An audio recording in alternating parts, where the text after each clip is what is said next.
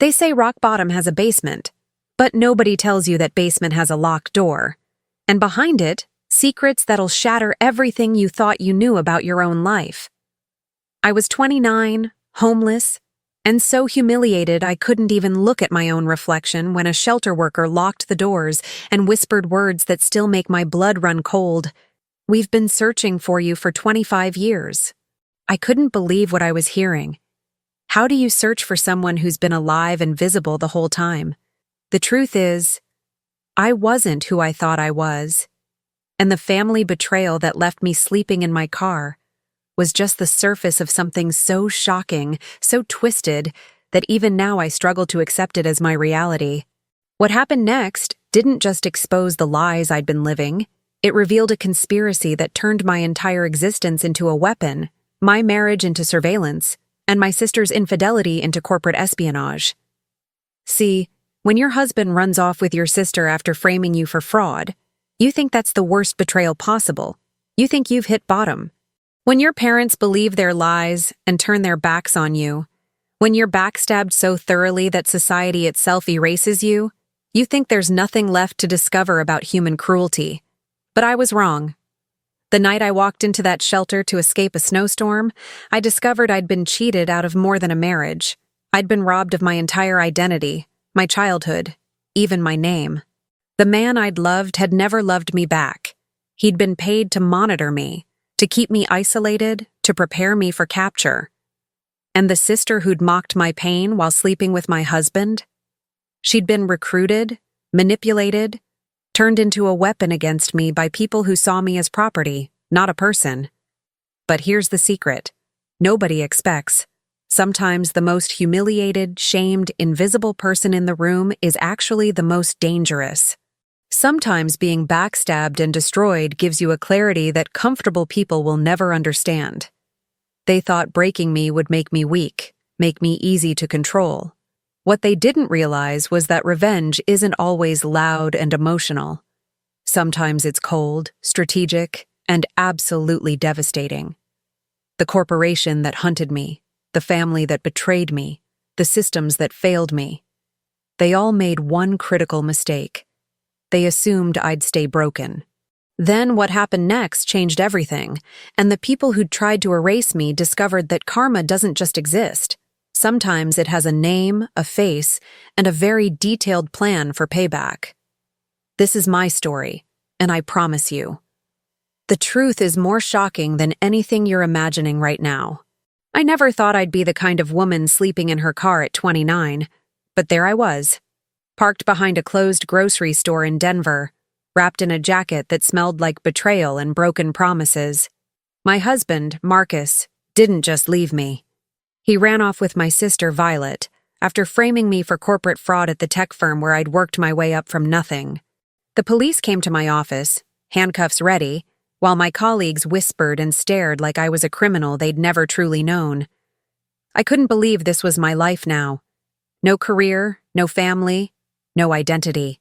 The backstabbed feeling wasn't just emotional, it was physical, like someone had hollowed me out and left nothing but shame and confusion.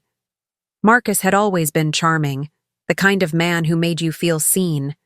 But now I realized every smile had been a lie, every kiss a calculated move.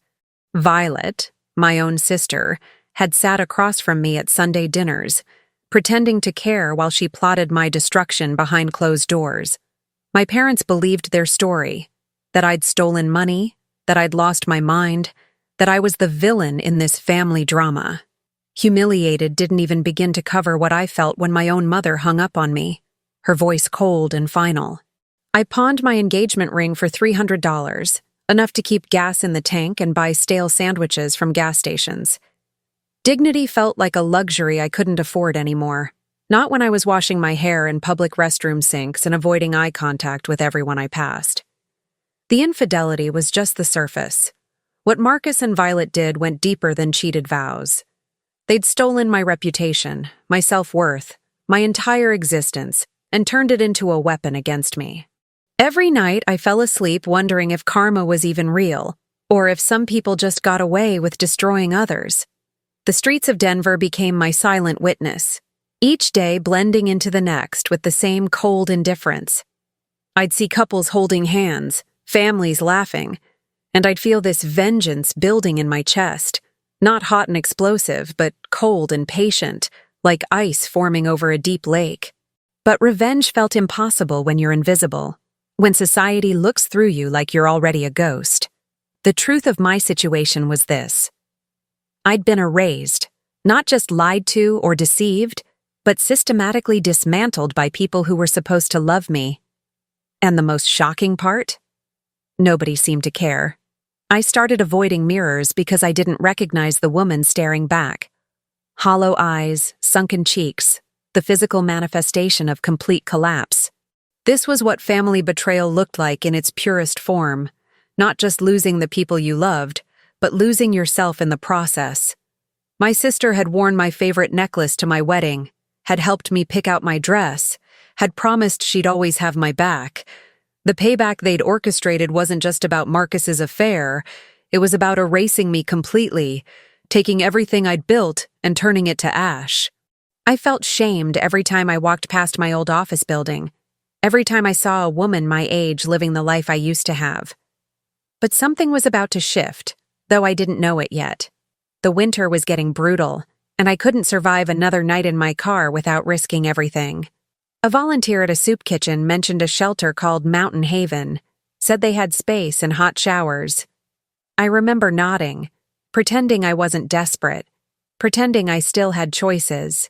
What I didn't know was that walking through those shelter doors would shatter everything I thought I knew about my life, my identity, and the real reason behind my destruction. The first week on the streets taught me that homelessness isn't just about lacking a roof. It's about becoming invisible while everyone watches you disappear. I'd park my beat-up Honda in different neighborhoods each night, terrified someone would recognize me, terrified no one would. The humiliation of brushing my teeth in a McDonald's bathroom while employees glared at me was worse than the hunger gnawing at my stomach. I couldn't believe how quickly I'd fallen from corporate meetings and client dinners to counting quarters for a $1 menu burger. Self-worth became this abstract concept, something I used to have, like a photograph of a person I no longer was. People don't tell you about the shame of being backstabbed by your own body when you're homeless. The way your period comes and you have no supplies, no privacy, no dignity left to hold on to. I'd stuff my pockets with napkins from gas stations, avoid drinking water so I wouldn't need bathrooms I couldn't access. Every small act of survival felt like a betrayal of who I used to be. The woman who'd negotiated million-dollar contracts and never thought twice about basic human needs. The truth, nobody wants to hear, is that society doesn't just ignore homeless people. They punish them for existing, for being visible reminders that the system fails. I was shamed by security guards, by shopkeepers, by people who'd cross the street to avoid walking near my car. I tried shelters those first few weeks, but most were full or had requirements I couldn't meet. Background checks flagged my fraud charges, waiting lists stretched for months. The irony wasn't lost on me that Marcus and Violet had destroyed my credibility so thoroughly that even charity organizations treated me like a criminal. This family drama had followed me into every corner of my life, tainting even strangers' perception of me before I could speak. The infidelity of my husband and sister had metastasized into something bigger, a complete loss of my place in society. I'd lie awake in my car thinking about justice, about karma, wondering if either existed or if they were just stories we tell ourselves to survive. My engagement ring money ran out faster than I'd expected, and I started pawning anything valuable I had left. My laptop, my watch, a necklace my grandmother gave me. Each item felt like selling off pieces of my former identity, watching my old life disappear into pawnshop display cases for $50, $70, $100. The vengeance I felt toward Marcus and Violet became this constant companion, the only thing that felt real when everything else seemed like a nightmare I couldn't wake from. But revenge requires resources, requires standing, requires being someone instead of no one. I was learning that the cruelest part of being cheated wasn't the betrayal itself. It was how powerless it left you. December hit Denver like a sledgehammer, and suddenly surviving in my car wasn't just uncomfortable, it was dangerous. I'd wake up with frost on the inside of my windows, my breath visible, my fingers too numb to turn the key. The shocking reality was that I might actually die out here, frozen and forgotten, and Marcus and Violet would never face consequences for what they'd done. I couldn't believe my life had come to this. Not just homeless, but potentially dying from exposure, while my betrayers lived in my old house, slept in my old bed. The thought of them getting away with it, of my parents never knowing the truth, felt worse than the cold. That's when I saw the flyer at a community center. Street Mercy Shelter. Emergency beds available, warm meals, no judgment. Something about those last two words hit differently. Like maybe I could stop being shamed for just one night, could stop carrying this humiliation like a weight around my neck. I didn't know that walking into that shelter would mean reclaiming more than just warmth and safety. I didn't know that the intake worker would look at my ID with wide eyes, hands trembling, before doing something that made no sense, locking the front doors and turning to me with an expression that was part shock, part relief, part something I couldn't name. The snowstorm hit Denver that night like the city had personally offended God. Wind howling so loud I thought my car windows would shatter. I'd been sitting there for 2 hours, engine off to save gas, watching my breath turn to fog, when I realized I wouldn't survive until morning. The shelter address was crumpled in my pocket, and pride felt like a stupid reason to freeze to death. I couldn't believe I was actually walking through those doors. But dignity means nothing when you're hypothermic. The warmth hit me like a physical embrace, and I almost cried right there in the entryway. The intake worker was a woman in her 50s named Patricia, with kind eyes that had probably seen 1,000 stories like mine, or so I thought. She handed me forms, asked basic questions, and I went through the motions like a robot, too exhausted to care about the humiliation of admitting I had nothing. Then she asked for my ID, and I handed over my driver's license with hands that wouldn't stop shaking from the cold. Patricia glanced at it casually, then froze. Her face went pale, and she looked at me like she'd seen a ghost, her eyes scanning my features with an intensity that made my skin crawl. "Wait here," she whispered, and before I could ask why, she was moving toward the front doors. I watched, confused, as she actually locked them, turning the deadbolt with shaking hands. The other staff members looked up, concerned, and Patricia ignored them, walking back to me with my ID clutched like it was evidence in a crime. "What's your name?" she asked, even though she was literally holding my license. "Amber Mitchell," I said, wondering if this was it, if somehow Marcus had tracked me here, if this was part of the betrayal continuing to unfold. But what Patricia said next made absolutely no sense. "We've been searching for you for 25 years. The words hung in the air like smoke, impossible and surreal. I couldn't believe what I was hearing. I was 29 years old, which meant she was talking about searching for me since I was 4. The truth was, I didn't remember anything before age 6, just fragments and feelings. But my parents had always said it was normal childhood amnesia. "There's been a mistake," I started.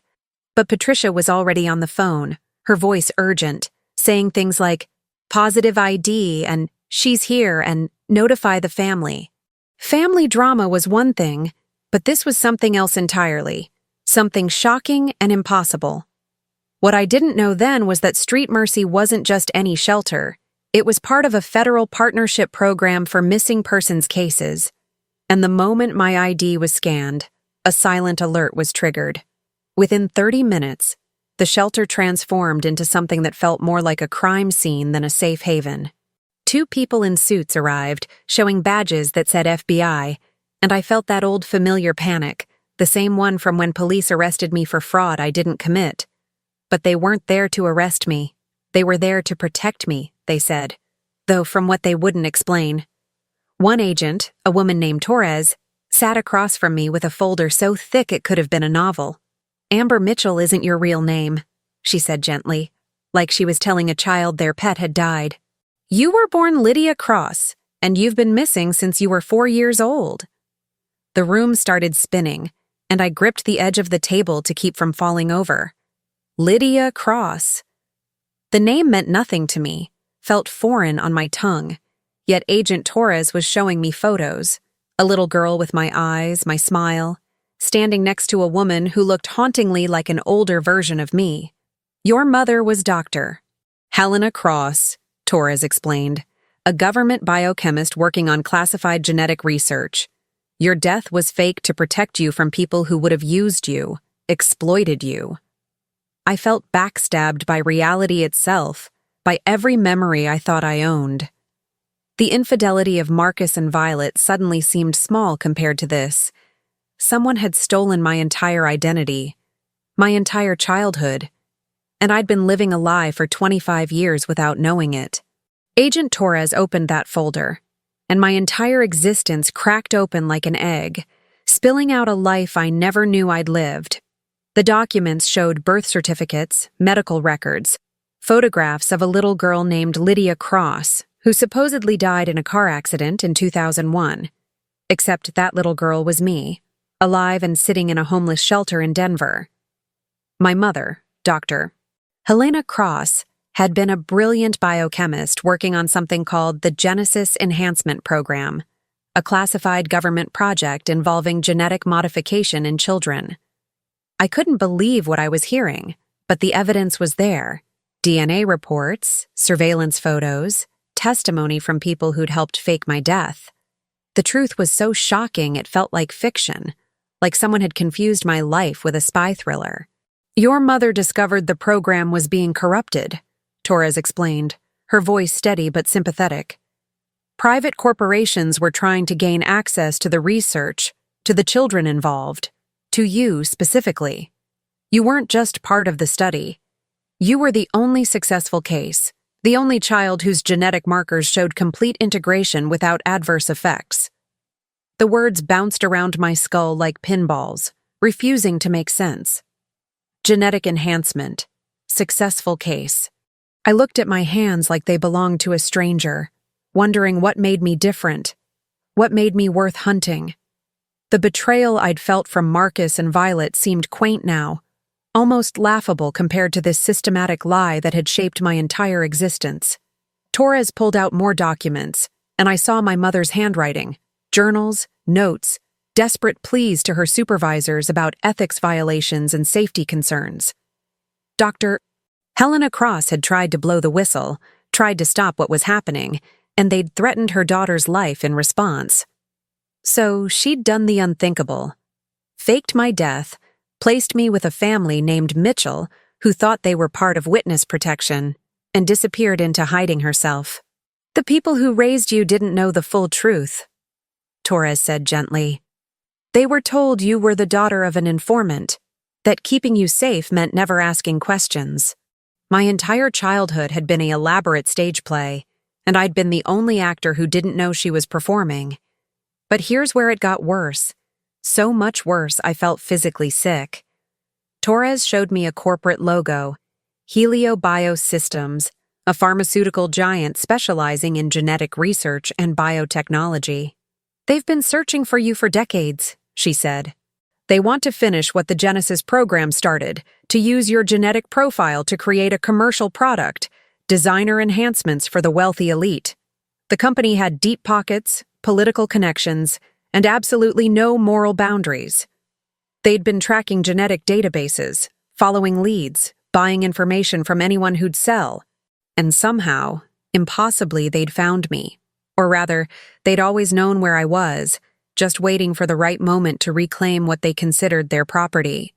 My stomach dropped as another piece clicked into place. Marcus, I whispered, and Torres nodded slowly. Marcus Harrington. His father, Robert Harrington, is the founder and CEO of Helio Biosystems. The room tilted sideways. My husband, the man I'd loved and trusted, had been part of this from the beginning. Our meeting wasn't chance, it was orchestrated. Our marriage wasn't love, it was surveillance. The infidelity with Violet wasn't just personal betrayal, it was a strategic move to isolate me, to destroy my credibility so that when I disappeared, no one would believe me or come looking. I'd been cheated in ways I couldn't even comprehend. My entire adult life, nothing but an intelligence operation disguised as romance. The fraud charges, losing my job, my family turning against me. That was all them? I asked, though I already knew the answer.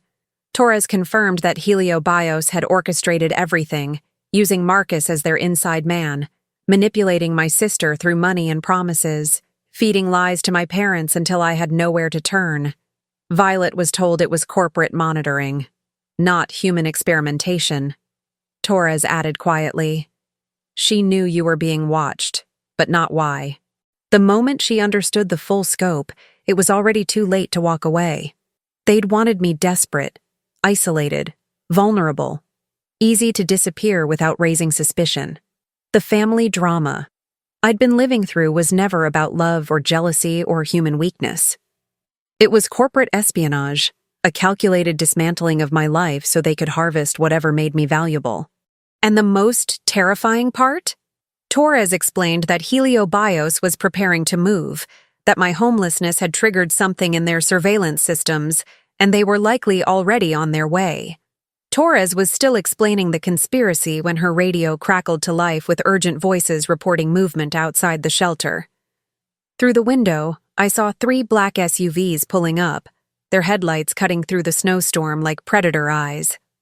My heart stopped. "They're here," Torres said, drawing her weapon and signaling to her partner. I couldn't believe how fast this was happening. One moment I was learning my identity had been stolen.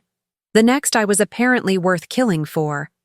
The vengeance I'd fantasized about against Marcus suddenly felt insignificant compared to the reality unfolding. I wasn't just backstabbed by my husband. I was hunted by an entire corporation that saw me as property, not a person. The shelter doors shook with heavy pounding, and then I heard his voice, Marcus, calling my name like he had every right to. "Amber, please, we need to talk. I can explain everything." But I could hear it in his voice. Not panic, not desperation, certainty. The certainty of a man who'd never been told no, who still believed he controlled me. The audacity of it, the sheer humiliation of him thinking I'd still respond to his manipulation, made rage bloom hot in my chest. But then I heard another voice, one that made my blood run cold.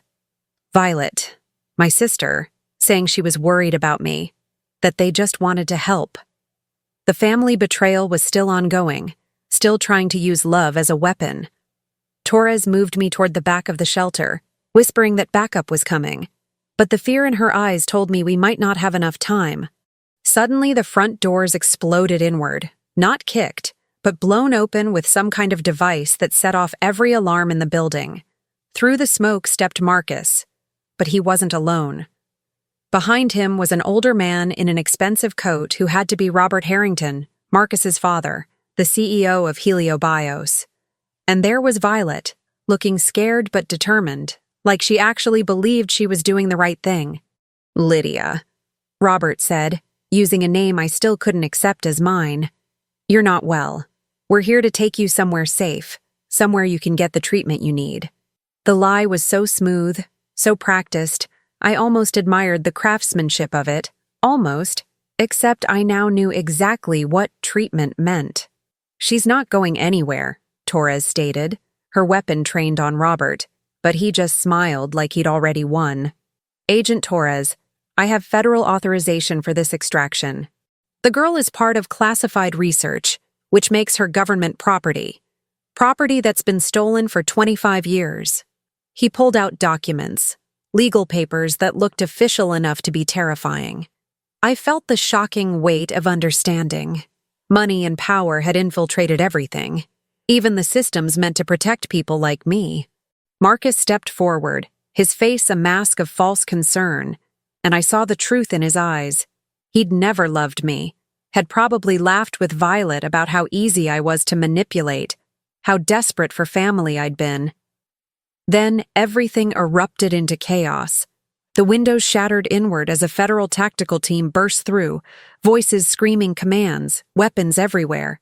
Robert Harrington's confident smile finally cracked as he realized this wasn't just Torres and her partner. This was a coordinated federal raid.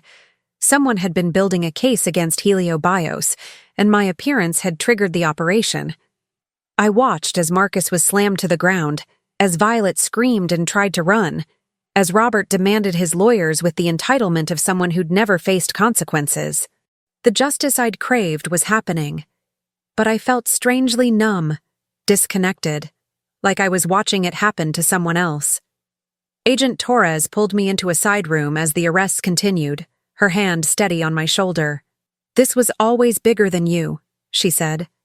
"Your mother spent years gathering evidence before she disappeared, building a case that could take down the entire Genesis program and everyone who corrupted it. You were never just running. You were the key to unlocking everything." I couldn't believe my mother, a woman I'd never consciously known, had orchestrated this elaborate protection that would span decades. The karma of it was almost poetic. Marcus, Violet, and Robert had destroyed my life trying to capture me, only to walk straight into a trap built by a ghost. But as the handcuffs clicked onto my husband's wrists, as I watched the man who'd cheated and lied finally face consequences, I realized something crucial. Revenge through their arrest wasn't enough. The FBI offered me witness protection, a new life far away from Denver and everyone who'd ever hurt me. But as I sat in that safe house watching news coverage of the Heliobios arrests, something shifted inside me. A cold, calculated clarity I'd never felt before. They'd taken everything from me: my identity, my childhood, my marriage, my career, my family, even my name. Simply disappearing while they faced trial wasn't justice, it was surrender. I couldn't believe I was about to turn down safety, but payback required something more strategic than hiding. The truth was, I had something they didn't know I possessed: invisibility, the same invisibility that had kept me alive on the streets, and a burning desire to destroy them from within. "I want to go back," I told Agent Torres 3 days later, and she looked at me like I'd lost my mind.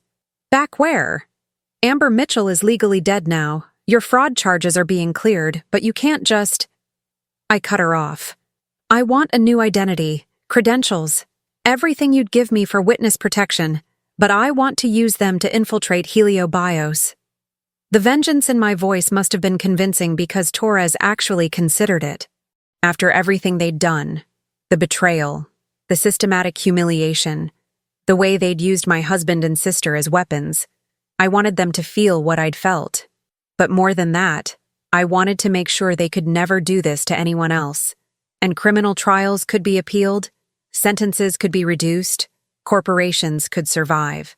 Torres connected me with a special operations division that specialized in corporate espionage cases.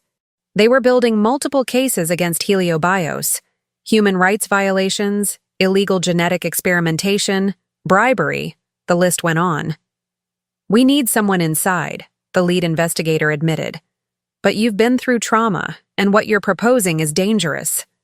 I laughed, a sound that surprised even me. I've been homeless, backstabbed by my own family, hunted like an animal. Dangerous is relative. They created Rebecca Walsh, a biotechnology consultant with impeccable credentials and a background they'd verify under scrutiny.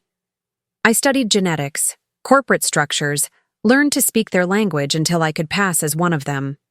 6 months later, Rebecca Walsh walked into Heliobios headquarters for a job interview. I'd dyed my hair, wore contacts that changed my eye color, and carried myself with a confidence Amber Mitchell had never possessed. The shocking thing was how easy it was. In a company bleeding credibility after the Harrington scandal, my federal-backed credentials were a lifeline they never questioned. They were so arrogant, so desperate for damage control and fresh leadership, that they never suspected I'd come back. I positioned myself as the solution to their crisis. I couldn't believe I was actually sitting across from executives who'd orchestrated my destruction, drinking coffee and discussing the unfortunate Harrington situation, like it was a PR problem instead of attempted kidnapping. They hired me within 2 weeks, and I became their strategic consultant on rebranding and ethical compliance. The irony was almost beautiful. I had access to everything: files, communications, the names of politicians they'd bought, the families they'd destroyed in pursuit of genetic perfection. Every document I copied, every conversation I recorded, every secret I uncovered was another nail in their coffin. The infidelity I'd experienced in my marriage had taught me how to spot lies, how to play along while gathering evidence. They thought they were using Rebecca Walsh to clean up their image. They had no idea Rebecca Walsh was the instrument of their complete annihilation. For 8 months, I worked there, smiled at people who'd tried to erase me, attended meetings where they discussed future acquisitions, their code word for finding other children like I'd been. I watched them operate with the same casual cruelty that had characterized my betrayal, and I documented everything.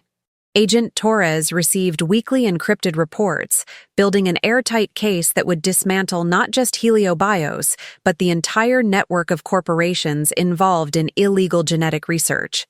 The karma of it sustained me through every fake smile, every moment I had to pretend I didn't know the truth. And then the company announced their annual gala, a lavish celebration where all the major players would gather, where they'd feel safe and powerful and untouchable. The HelioBios annual gala was held at the Pinnacle Hotel, a glittering monument to excess where champagne flowed and men in tuxedos congratulated themselves on their innovation. I wore a black dress that cost more than I'd spent on food during my entire time homeless, and the humiliation of that contrast wasn't lost on me. But tonight wasn't about me. It was about justice, the kind that doesn't whisper but roars. Every executive who'd profited from stolen children, every board member who'd looked the other way, every investor who'd funded human experimentation was here, celebrating their success. I couldn't believe how oblivious they were, how certain they felt in their power, even with Marcus and Robert still awaiting trial. I moved through the crowd with practiced ease, Rebecca Walsh playing her role perfectly.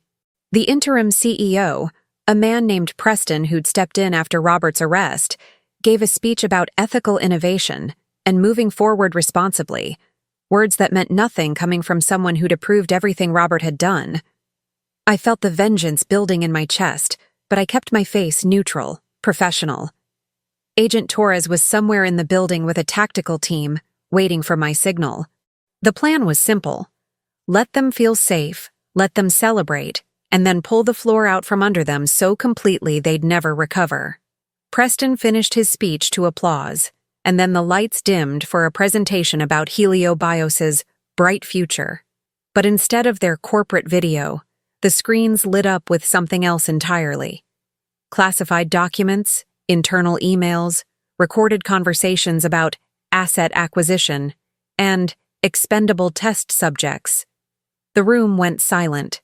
I watched faces go pale as executives recognized their own words, their own signatures on documents authorizing experiments on children. "What is this?" someone shouted, and that's when my face appeared on the screen. Not Rebecca Walsh, but Amber Mitchell, the woman they'd tried to destroy, alongside my childhood photo as Lydia Cross. My voice, pre-recorded, filled the ballroom. "My name is Lydia Cross, and HelioBios Systems has spent 25 years trying to erase me. They murdered my mother, Dr. Helena Cross, after she tried to expose their crimes. They sent Marcus Harrington to marry me, to monitor me, to isolate me so I'd be easy to capture when the time came. The shocking revelations kept coming. Names, dates, amounts of money exchanged, politicians compromised, families destroyed. I'd included everything. The fraud they'd framed me for, Violet's recruitment through blackmail and bribery, the systematic betrayal that had left me homeless and broken. The truth was finally exposed. Every lie they'd built their empire on now visible to hundreds of witnesses. Then the doors burst open and federal agents flooded in, and I watched as Preston and 6 other executives were arrested on live television. Because yes, I'd tipped off every major news outlet about tonight's special announcement. The cameras captured everything. The handcuffs, the reading of rights, the shamed faces of people who'd believed themselves untouchable. Someone grabbed my arm, an executive I'd smiled at every morning, and hissed, "You couldn't believe." But Agent Torres was already there, pulling him away. The family drama that had destroyed my life was nothing compared to this institutional collapse, this public dismantling of power. I'd been cheated, backstabbed, humiliated, and now they were experiencing every bit of that in front of the world. But the real payback came when they played the final video. My mother, Dr. Helena Cross, in footage recorded before her death. She looked like me, or I looked like her, and her voice was steady as she detailed everything: the Genesis program, the children who'd died during testing, the corporations that had corrupted the research. "If you're seeing this," she said directly to the camera, "it means my daughter survived, and it means justice is finally being served." Tears streamed down my face as I heard my mother's voice for the first time in conscious memory, as I realized her entire life after my birth had been about protecting me and building this case. The karma of it was perfect.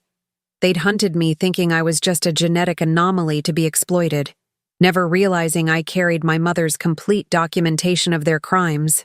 3 months after the gala, I stood in a small apartment in Portland with windows that overlooked the river, watching news coverage of the final Heliobios verdicts.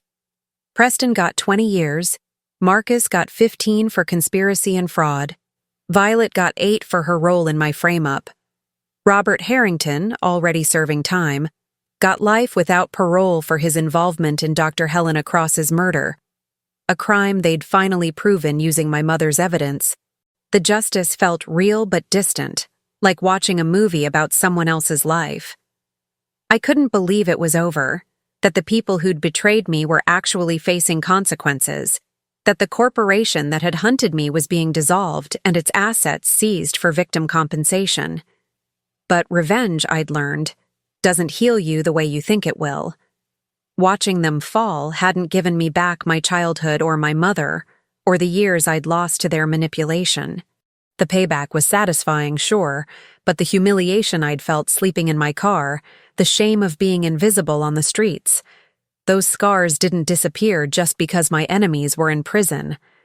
Agent Torres had warned me about this, about the emptiness that comes after you've achieved vengeance. "What happens now?" she'd asked. And I hadn't had an answer then.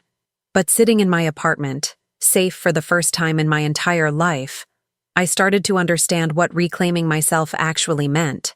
The most devastating revenge wasn't just prison, it was erasing their legacy and making sure they were remembered only for their crimes.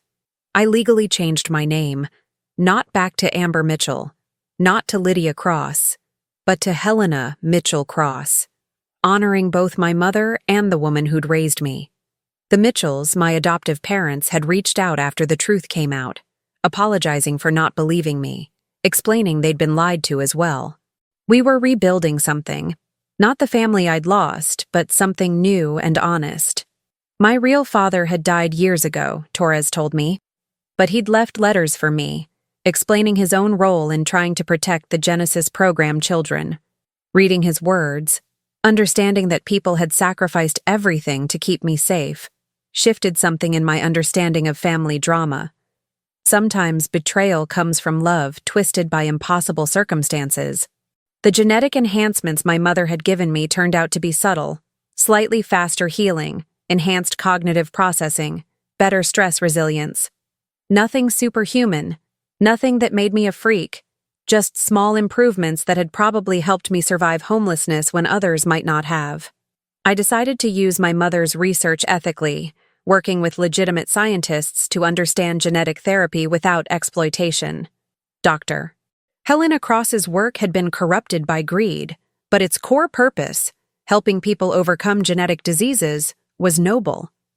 If I could honor her by ensuring her research helped instead of harmed, maybe that was better than any revenge could ever be.